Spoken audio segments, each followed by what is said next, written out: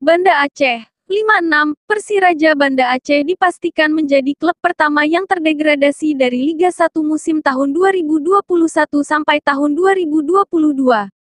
Dengan demikian, Persiraja akan mengarungi musim kompetisi tahun 2022 sampai tahun 2023 di Liga 2.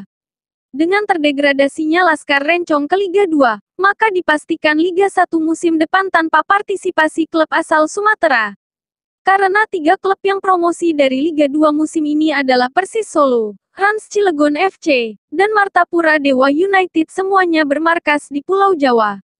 Kepastian Persiraja Banda Aceh terdegradasi pada musim ini diketahui setelah Barito Putra bermain imbang 3-3 dengan Madura United di pekan ke-30 Liga 1 musim 2021-2022 di Stadion Kapten Iwayan Dipta, Gianyar, Bali.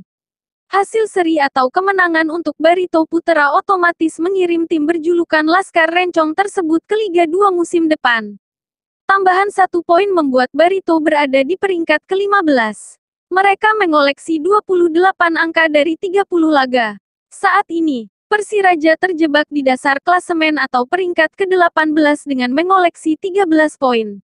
Dengan 5 laga tersisa, Laskar Rencong maksimal hanya bisa meraup 28 poin jika mampu menyapu bersih semua pertandingan.